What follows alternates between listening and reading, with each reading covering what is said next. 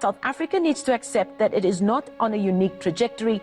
The virus cannot be eliminated. The country needs to move away from a hard lockdown. Well, they're losing their lives everywhere in the world. And maybe that's a question you should ask China.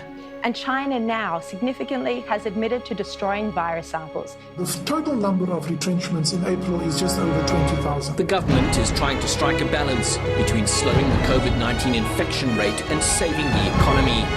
We basically will destroy the country trying to fight this virus. So far, 36 million Americans have filed for unemployment. Even the president is answerable to Parliament. The hospitals are going to be as prepared now as they're ever going to be. This virus may become just another endemic virus in our communities. Out of that promising news in the race for a vaccine here in the U.S. You plan for your health system, but you also plan for your economy. And this virus may never go away. The question I want to answer today is, what is God's message to us in this troublesome, trying time we are facing? If we're going to die of hunger, let us rather die with our boots on than die protecting the white monopoly economy. It is not our economy. If death comes, let it come. But we must die proud that we defied protecting the white economy. Alongside this unprecedented public health effort are the measures we are taking to protect livelihoods, to stave off hunger and destitution, and to set our economy on a path of recovery. This virus is a raw reminder of inequality and how when crisis strikes the poor, it does so with a different strain of severity. It is becoming noticeably clearer that many find themselves simply unable to comply with lockdown measures, as they try just about anything to make a few rands and put bread on the table. No pay now, we are starving now. The lockdown has made apparent the deep schism that exists between those who have access to data and those who don't. We have not had access to the source data. So we've been given some models, but we actually don't know the real data on which the government made the original decisions and continues to make these decisions. We can ill afford the diversion, looting, and capture of funding meant to rescue the country from economic collapse. When you get into a taxi, you sit down before you get in. When people zone, they put saliva on the paper. COVID-19 has fast-forwarded a natural process that would unfold to a very dire conclusion.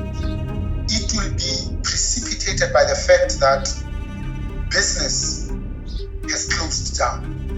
The World Trade Organization said global trade is down 32%. We know that in South Africa, our own GDP is going to contract by anything between 8 and 10 percentage points. We cannot allow what is really the only chance left for millions of South Africans to weather the economic storm, to be squandered at the hands of thieves, rent seekers, and political thugs. We need transparency, we need answers, and in my opinion, when you're in a disaster or any kind of crisis in a country, a government's duty of transparency increases, it doesn't decrease. The aim of the lockdown seems to have fizzled out a bit. I'm feeling angry because I need cigarette. There's no way I get cigarette. I need cigarette, the original, the one I know. First 3 weeks and maybe the first 5 weeks were aimed to give the medical industry, hospitals and the like, the opportunity to get ready for this increase in infections. And that seems to have fallen off the table. It's really because of policy uncertainty and regulatory instability.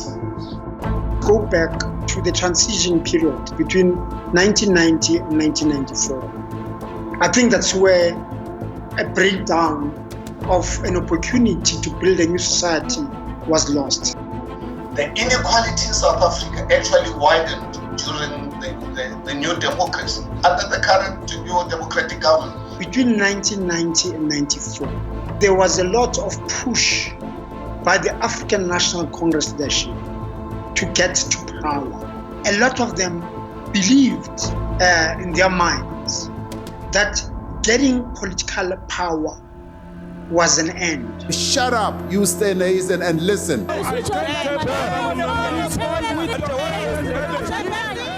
We cannot allow our response to these challenges to demobilize the public from effectively participating in our hard-won democracy. There's a famous saying, power doesn't make you, it reveals who you are. And the unfettered powers that they've received over the last little while has really revealed a lot about the government and the governing party here. Failure to curtail corruption during this period will simply put the nail in the coffin. Trust right now is a very fragile concept. So as for how people's rights are being impacted, I think the question needs to be phrased more broadly. People's rights are not being impacted, they've been decimated. But I'm a human being, right? I don't know how could this be allowed to happen on Earth? How is it even possible? How do you close the economy? It's like sitting in an aeroplane and switch off the oxygen. The people will die. The pilot will die. You are being dumped here, like the rat. You are all here in one place. You can't put lockdown in Alexander. You can't put lockdown in Gibson. You can't put lockdown in Haniju. So here's the difference. For the last 6 years of technical recession, the poor have borne the brunt of it. This crisis is going to wash very, very deep into the middle class. It just shows you a mindset that is totally out of kilter with the economy, the way government should approach the economy and allow businesses to do what they do, and that is to make money, to create employment, and through that you will see prosperity within South Africa. But, for 9 years we had an ANC which didn't care about that.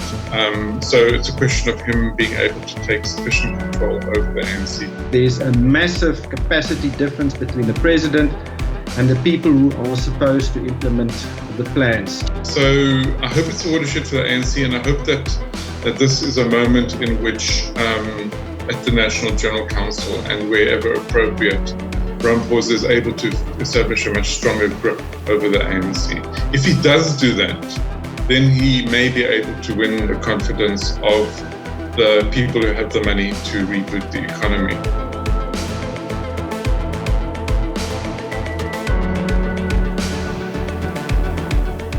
But he or she can ask me, but Ted, 26 years after that regime, what have you done to change your life? What has this government done to change our life? But here's the thing, we need to learn as a society to question.